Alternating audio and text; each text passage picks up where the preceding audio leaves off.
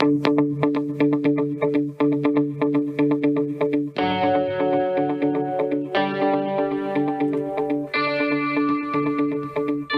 welcome back, everybody. It's time again for some health talks with Dr. Trin. The one show, maybe the only show that shows you the path to a healthier life, one conversation at a time, or in this case, maybe one conference at a time, because today we're going to chat about the conference that Dr. Trin and his partners from MD Dow attended last night here at the University of California, Irvine's Beall Applied Innovation Center. And the conference is, well, I'll let him tell it. Dr. Trin, come on in, give us some update here. Hey guys, we had a really fun event last night sponsored by the American College of Healthcare Executives and ENP, which stands for Entrepreneurs Next Practice. Executive Next Practice. Executive Next Practice. So their annual conference was with us last night. And it was really on the future of healthcare, the healthcare next generation. What does it look like in 3 years from now? Absolutely. And Helene was our moderator, actually, for the panel. We had all the founders was there, Arabian Prince and Steve. And it was a good event with lots of, obviously, executives and futurists and CEOs to talk about the future of healthcare. And that was last night. Let me just tell you what I saw, because I was privileged to come down. It's right here where my studio is. So I only had to come downstairs to this big event center they have here at UCI's Beall Applied Innovation Center. And the whole center is about trying to take technology from campus, as they talked about again, and turn it into something, to somehow commercialize all this academic research that goes on in this university and what all universities are trying to do. So they periodically hold these conferences with a variety of other partners and players and stuff to try and bring together what they think are the leading luminaries, the light shining the way into the future of something. Usually, in this case, UCI mostly does medical devices and drug development, medicines.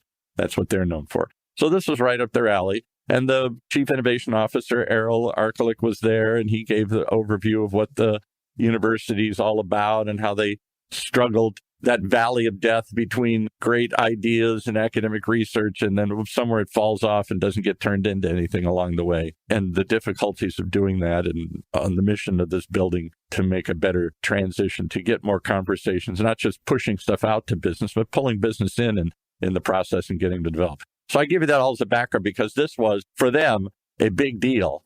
And they picked you guys as really, there were two speakers, another fascinating guy in regenerative medicine. We can talk about that a little bit. And then you guys with a whole panel of people that you work with or on your board or investors on this whole idea of the medical metaverse, this place, this space where we're going to gather, not just to chat, not just to watch videos, but to maybe to do telehealth or attend online conferences or on-time support groups or interact with my doctor directly, or I don't know. My head spins at the possibilities where you all seem so comfortable this is coming.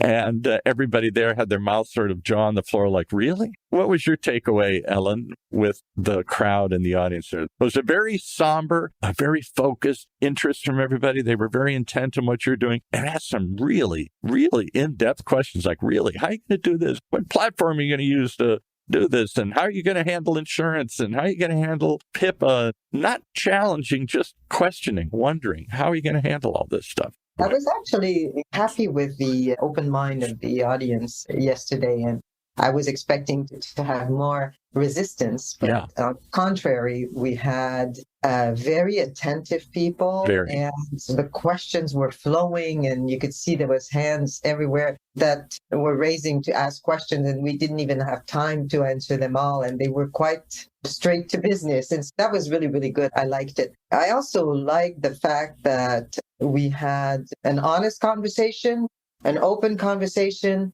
and that we could say things the way they are. We're not, as we've been saying all along, we're not there to just come, flash, try to get money and run. We're here to do something. We know it's a long-term project. We know there's multiple steps to get there.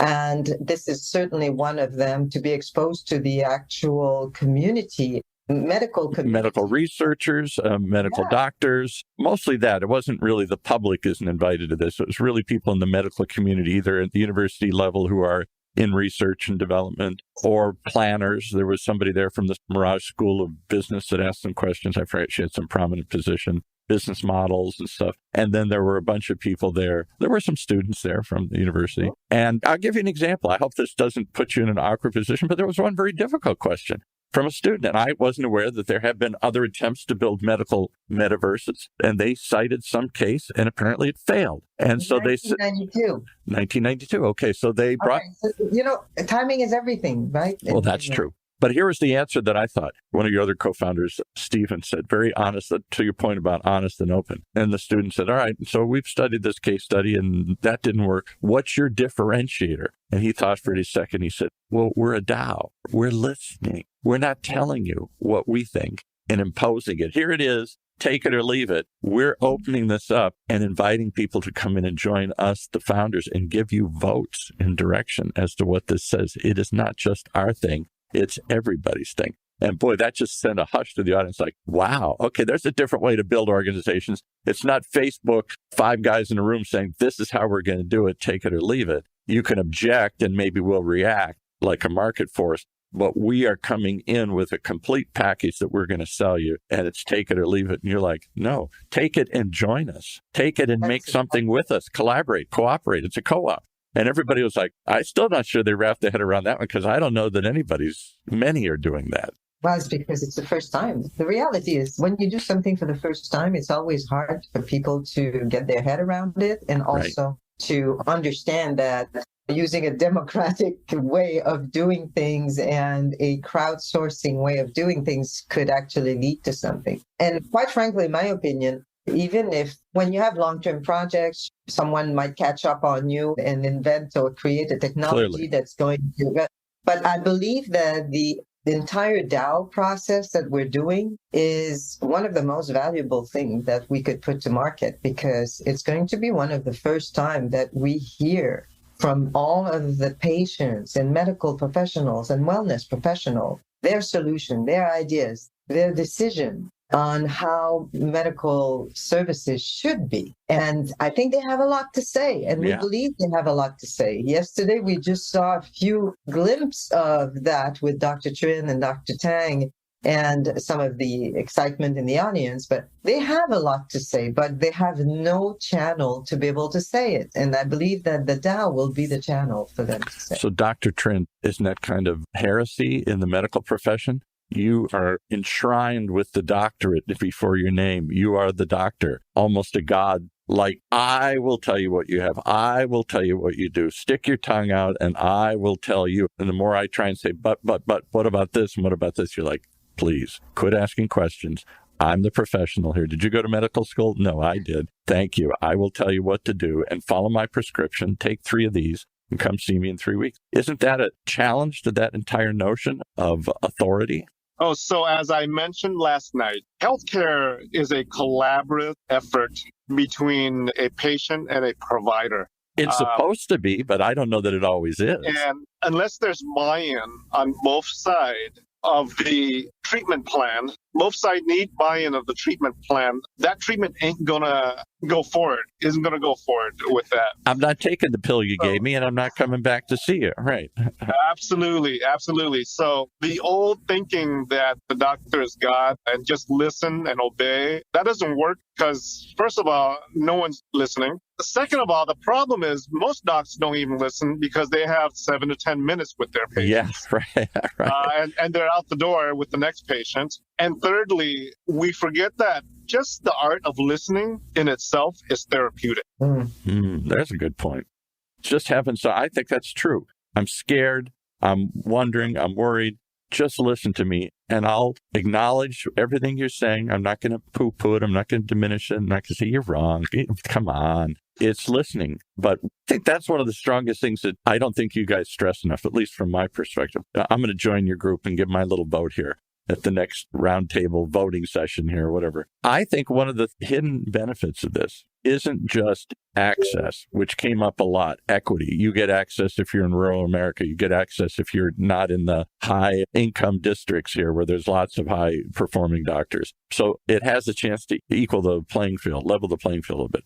But I think it's time that you get extra time to talk, extra time to do things, extra time, extra people. It's that extra time you get on this topic. Because I feel like there's a lot of time to get in to see the doctor. I got to schedule it. I got to wait. I got to sit outside. Then I got to sit inside. And it's all for 5-minute rushed conversation. Exactly. And then I'm out the door. I'm rushed out the door. And I got a million other questions and I don't know where to go or who to ask. So it isn't just the doctor. You've got a community to ask. You've got other alternatives to explore. You've got things, but it's that time that I can spend on this subject. Well, the doctor yesterday actually said something very interesting to me. He said, technology is now, doctors should be using technology to help patients, but it's the technology that owns the doctors.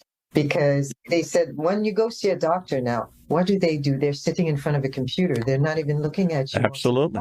And when they are talking to you, all they do is they listen to with one ear because they're typing on the other end. Yep. Because they would push technology and that they should be, and they need to use technology so that it's centralized. But the idea is it's not user-friendly, as obviously, because it's not like a conversation that is recorded and then it's just transcribed or something. Yeah, transcribed. Right. Asking someone to look at a screen and to type while they're listening to the needs of someone who is probably emotionally really stressed, right. And you're not even looking at that person, right? So, and which is the first thing that you're looking for is that 5 minutes with your doctor. You want to be able to at least have that face-to-face conversation.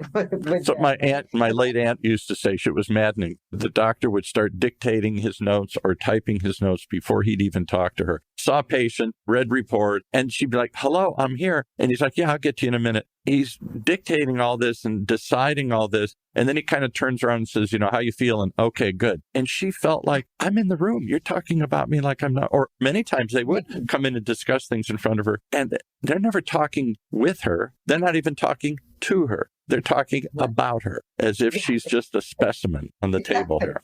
The patient is the pawn in this. So that's the problem that we need to solve. And we hope that everything you mentioned about just the time, the process, the hours of waiting and phone calls and driving to the office and waiting some more for that 5 to 10 minute visit, that's what we need to solve. And that can be solved through virtual care. And all the other time, it doesn't end there. Then I got to go get the prescription. He or she's referred me to a specialist, and I got to start it all up again here and go through this. There's a lot of time wasted and very little time spent actually talking with medical professionals. And there's certainly no time to talk about alternatives. There's no time to talk about the bigger picture. Why is this happening? It's just specifically, you got a problem. Here's a pill. Here's a procedure. That's what you came for. You're getting your tires rotated. You go in, they rotate your tires, and you don't discuss why are your tires wearing out all the time here. No wonder people are frustrated. No wonder people don't trust it. And no wonder that it feels broken somehow. And having said that, we live longer than we ever have. I get it. Technology and training and everything has extended our lives. Absolutely. But I don't know anybody that's happy. So, I love my doctor. I love the way this works. I love going to the doctor. I love this whole thing. And I don't hear many doctors say I love the way it works either. Well, that was one of the questions from somebody there about burnout. Does this help alleviate on the other side? An awful lot of doctors leaving. I even hate to say killing themselves under COVID, literally killing themselves with work and paperwork. Exactly. What I also liked of yesterday was that things are already happening. Some providers, and we heard from Dr. Kurt Tamaru yesterday that they're already starting to implement technology to help and that his goal is with seniors. So his clients are mostly seniors, home care that he's giving to seniors. And he's already thinking of implementing technology, helping the seniors learn technology so that they can have great care at home. So there's a will and there's no exclusion into that new process. And that's one thing that I really liked about it last night, about that conversation too. I'll give you some other tough questions I heard last night here. And I think you had some positive answers to this. Several people brought up the point you're dealing with an older, aging population that may not feel comfortable with technology, that doesn't know how to work a computer, much less walk around a metaverse here. And is this too intimidating a space for them to gather? It's accessible theoretically anywhere. You're homebound. You just log on and you're there. You don't have to drive there anymore, which is difficult, or have somebody pick you up and take you to the provider. So instantly that seems better. But if I get there and I don't know how to walk around or navigate, am I just as lost? And Dr. Trin said what? How do you handle that, the technology challenged? Yeah, well, most of the technology should be in the back end that you would never see. So the front end should be simple. I want to see my doctor. Here's a button for my doctor. I want to talk to my pharmacist. Click on this button and my pharmacist shows up. So we got to make it as simple as possible. The technology, which we call the blockchain and tokens and cryptocurrency and all that stuff, that's all back end stuff. Like when you drive your car and you get in your car, there's a start engine. You don't have to learn how the engine works. You don't look under the hood and say, oh my gosh, I can't start this car until I figure out this engine here, right? You don't look under the hood. So under the hood is blockchain. Under the hood is crypto. Under the hood is everything else. Data. There was a lot of talk about data protection and data, who owns the data and all this other stuff. All under the hood.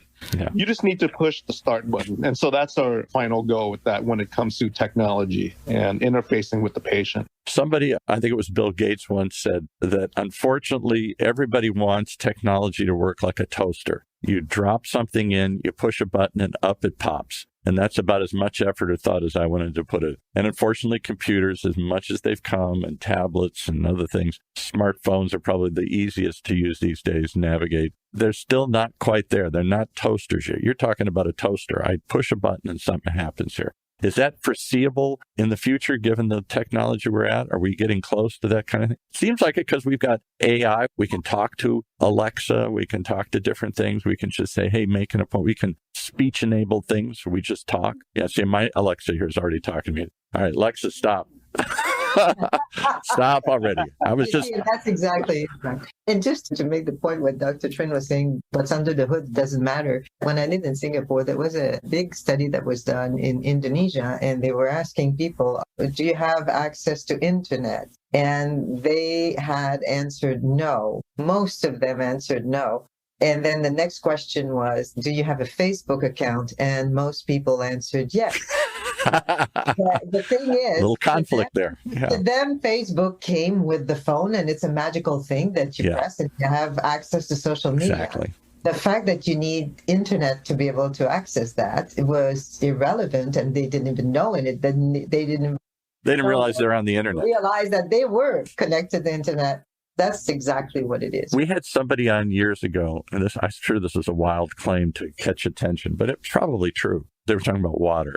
And they said that around the world, more people have access to a smartphone than to clean water. Yes. Yeah. And so I've never been to villages in Africa. I've never been to the villages in Vietnam where Dr. Trin goes. I've never been to these remote, rural, what we would think of as poor villages around the world. But I'm told that in lots of them, if not most of them, because cell phones are so cheap and so easy to use, that there is access around the world in Africa and third world countries to smartphones. And that's revolutionizing stuff because there's no bank there, so they're doing transactions over the phone. There is no library, so they're learning stuff there. There's no local doctor or whatever, so they're already doing kind of telemedicine or telehealth or other things here because there simply are no access. There's no roads and services, and yet they're selling goods through the internet. There's no infrastructure. There's no anything, but you're creating virtual companies and virtual products and moving them around the world just through that device. Why not have another button on there say, here, come on into MD Dow? Yeah, absolutely. There are countries that are cashless. Yes, right. Mm-hmm.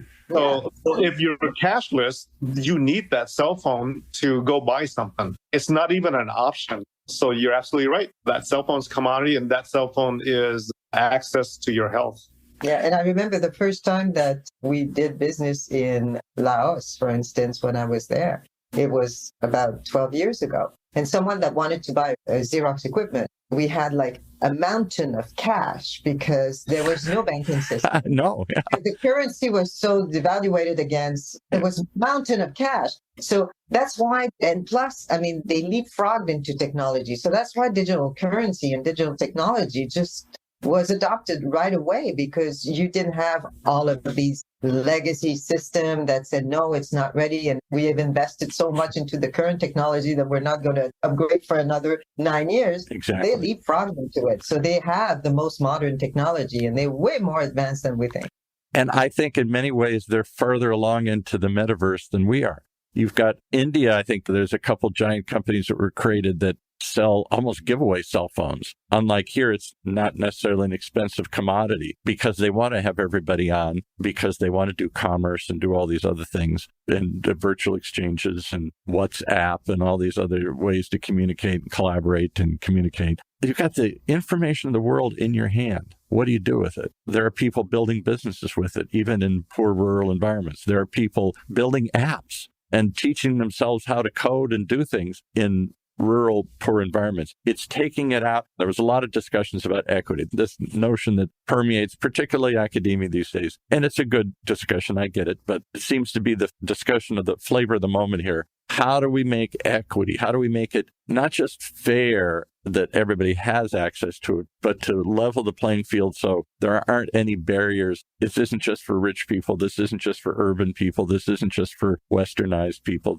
How do we bridge this disconnect between the rich and the poor, the have and the have-nots? How do we come back? And I get that thing. But what I'm hearing you saying, what I kind of felt was, in this world, I think the have-nots are already further ahead than the haves in some ways, because they didn't have the technology, the investment in banks and other things that we've got to overcome. So they just jumped from a barter system to a digital system here. That may be making much ado about nothing, to quote Shakespeare here. It could be already in their hands and they're comfortable with it. And maybe we're the ones, especially as old aging baby boomers here, that have to catch up and catch on to what's out there and how it is. That seems to be the intimidating part of this. Am I going to have an avatar? Am I going to have to dress up as a duck to see my doctor here? Am I going to have little flying wings and I have to fly through the air to see him? Maybe that's what everybody wants. Maybe they want, because I look at these metaverses, like my grandson plays Roblox.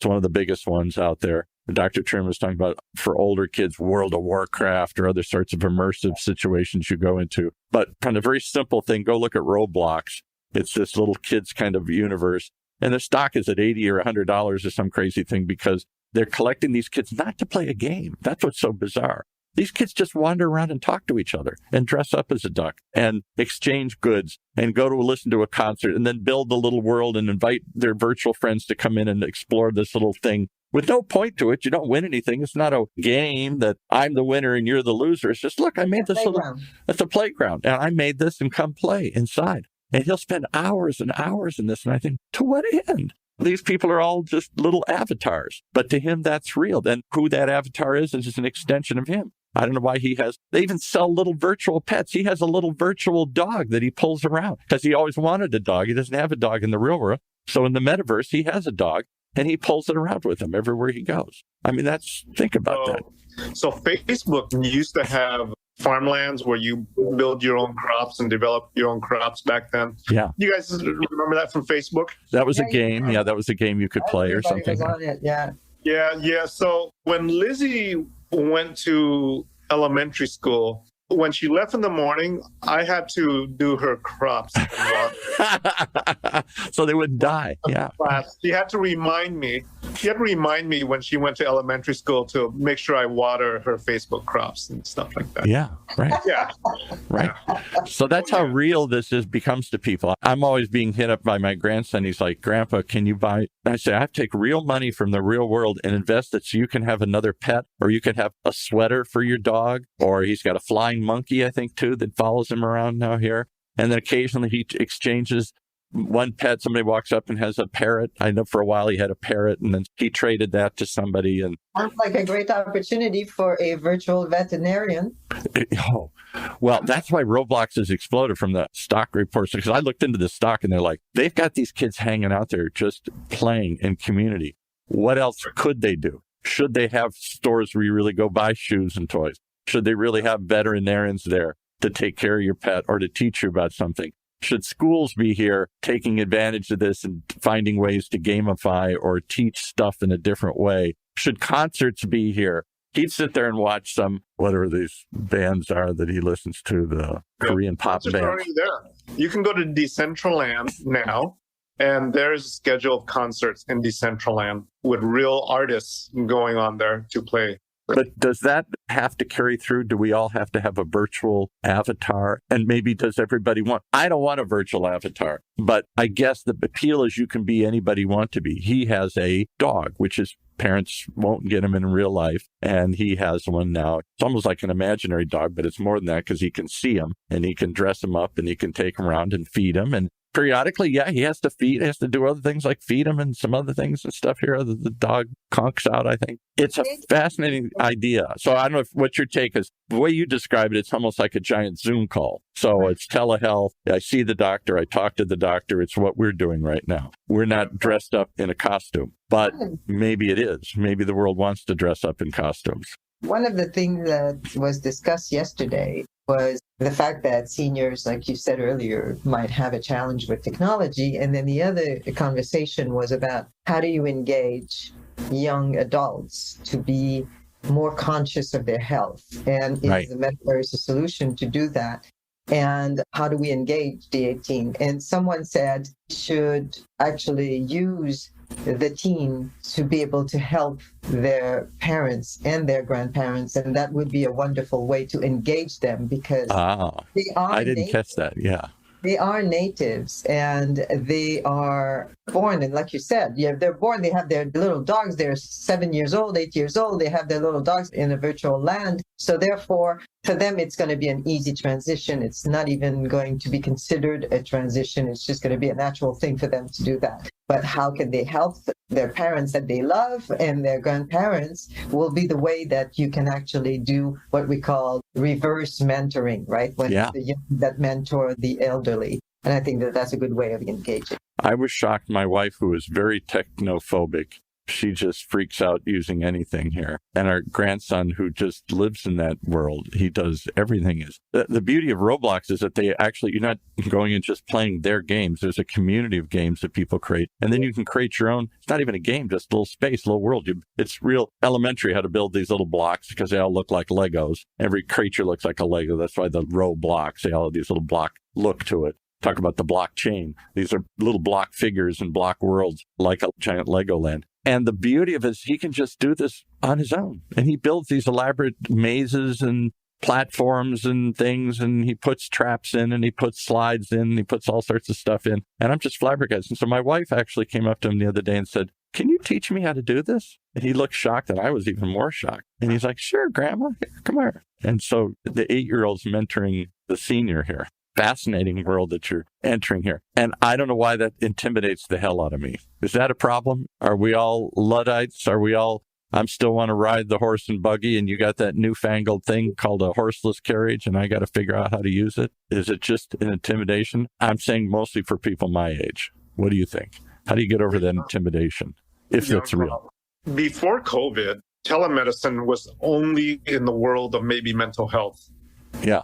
Now, I would say the majority of our older senior patients can get on a video call with their doctor. Mm-hmm. The majority, at least 90%. So the adoption rate is pretty high. And it really just takes that first time to turn on the computer and click on the right link to get that video. Mm-hmm. Second and third time is a lot easier with that. So absolutely. Well, and look at all the things we've adopted already. I never thought smartphones and my late father's era, he was born in the 20s.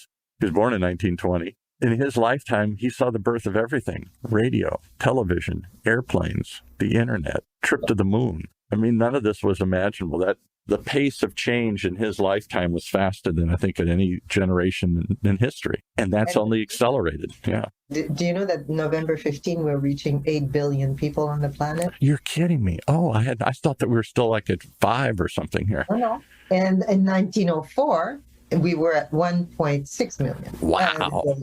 Wow. So we have accelerated over the last 100 years in an incredible way.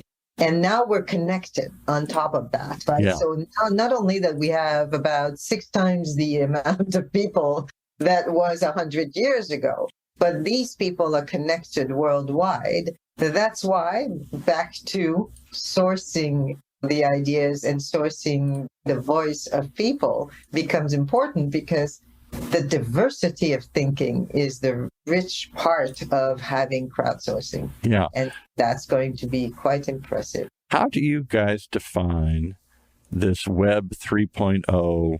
That's a nicer way than saying the metaverse. Sounds even crazier. Facebook renamed itself Meta because they believe in this metaverse idea so much that that's where it's coming. But how do you define this space? And I'll give you my preface to see if this is acceptable. Web 1.0, the first version of the internet, was just connecting people to information. It was a giant yellow pages. You went to a site, you saw something, and then you got information about it. Or you went to a site to learn how to do something or look up something or get some fact or whatever. It was a giant library. It was a giant yellow pages. I just went to go get something. Then Web 2.0 came along, and that was social media. And it now connected me. It created conversations. I'm still not necessarily connected. It wasn't really community yet. There's a bunch of us and we chat and we talk and we put up pictures. We can communicate. Web 3.0 is supposed to be kind of the final fulfillment, which is community. We don't just go once in a while and get a piece of information. We don't just go once in a while to say hi, like in a phone call or chat for a minute. We go there to hang out and become part of something. And it's a place, it's a community center. We go there. It's the old pub. We go and hang out. Is that a correct way to look at it, or is there more to it that I'm missing? Well, I think that, personally, I think that, yes, it gives that third dimension experience that you're missing from the flat internet, if I may say, the two-dimensional internet that we live with and do business with right now. It gives you that more realistic third dimension. But it goes beyond that. I would say it removes time period in someone's life. We see right now that we have Facebook page that people put up for their deceased. We just saw last week a company that created AI avatar of you, where you can feed during your lifetime the AI with all of your knowledge, everything that you are. And then you remain alive in a digital world. So you can have a conversation with your grandkids. You can continue to give advice to your daughter because they can have a real conversation with an avatar that is a deep fake of you and that has your thinking and your knowledge. And I think that removes time and the space and bridges between who you were and who you will be in the future. Would you give us some link to that? What a fascinating idea. The idea that you can sort of virtually live on, that you can record conversations, you can record thoughts, you can record your knowledge and leave it behind rather than disappearing. All of us crazy here. You live and you learn and you die and you forget it all. And you interact. I mean, the AI interacts with you. Yeah. That's the difference between the video blog that you would do and live as a legacy, like a living testament kind of thing that you would do. You actually interact with that avatar and you can continue to have a conversation with your father. Wow. I'm passing on my jokes to my avatar. Nobody will ever watch them. Don't bother. My AI. Oh, yeah. Yeah. You fill the AI with all of the jokes that you say. His famous digital exam, right? You know that music composers never die. They just decompose. That one's not bad. All right, I'll give you a couple points for that one there. Oh, yeah. Well, sounds like you're onto something. Everybody in the room certainly thought you were. The university certainly thought you did. They found American Healthcare, whatever. There's some big groups. American College Healthcare Executive. That was a big deal. The Next Practices Institute here that put this on is a big deal. Everybody thought this was a big deal. And I'll give you one example of somebody that I just know personally that came down to see you. Didn't know you from Adam. In fact, someday I'd love to introduce you to him. I did introduce him to Arabian Prince afterwards. I'm up here in the top floor of this Applied Innovation Center. There are tons of people up here trying to develop something, mostly med tech or medicines. And they're all in the wet lab over here experimenting with stuff. They've got some funding and now they're in the next round. They're trying to get 10, 20 million more to take something to a next level. And most of these companies, these aren't just dreamers. They're significantly along in the process of whatever they're developing. And there's a company up here that I talk to all the time here.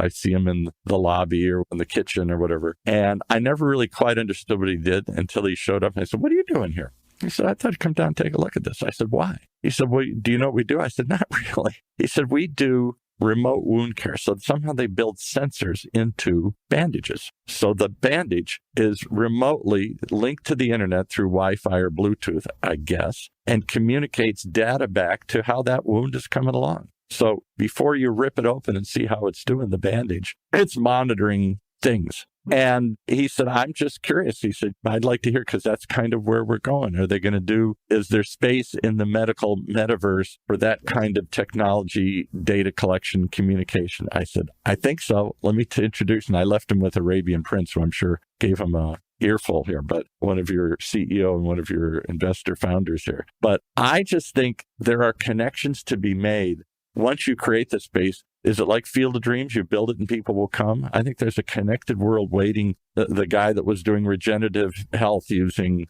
light lasers and stuff here. Otherwise, they're all doing it on their own. Exactly. Right. That's exactly. How do you aggregate that into one platform? Right. We are the platform. You are the platform. Well, I hope that OC Talk Radio has a little voice in there someday. I hope a little radio station. Yes. Yes. By the way, I have an announcement, by the way. You do? Okay. Yes. Reader's Digest selected the membership of MD Dow as their top 10 holiday gift. What? Yes. What? Old conservative Reader's Digest is saying give a membership in MD Dow? Yes. Yeah. Top 10. That's amazing. For adults.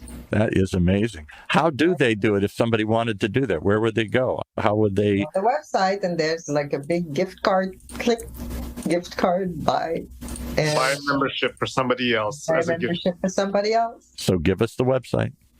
MDDAO.com. MDDAO.com. MD. And people can, what's it cost? Is it expensive at this early stage? $5 for a consumer membership. So, yeah, no. And that's monthly, yearly, lifetime? No, for lifetime.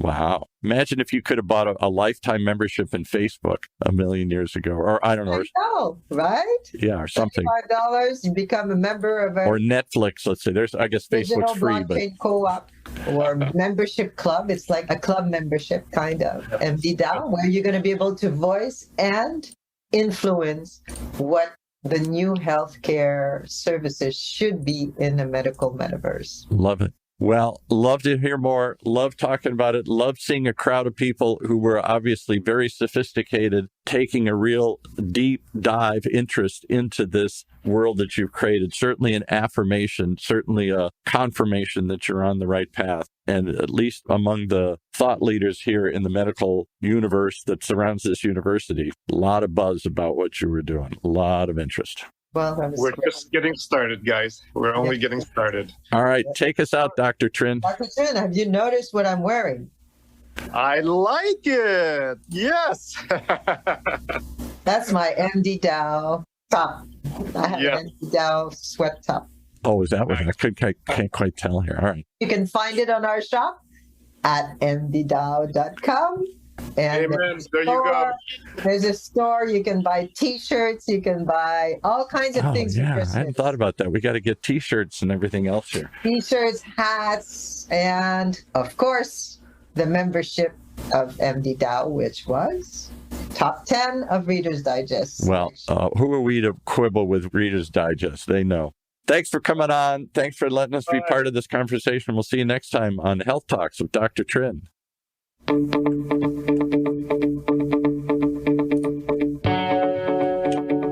Well, there you have it. Another great reason you got to tune in each and every time to Health Talks with Dr. Trin. The one show, I think the only show, that talks about the future of health today and tomorrow. Right here in Orange County's only community radio station, octalkradio.net. Streaming live from our studios here at the University of California, Irvine's Beale Applied Innovation Center.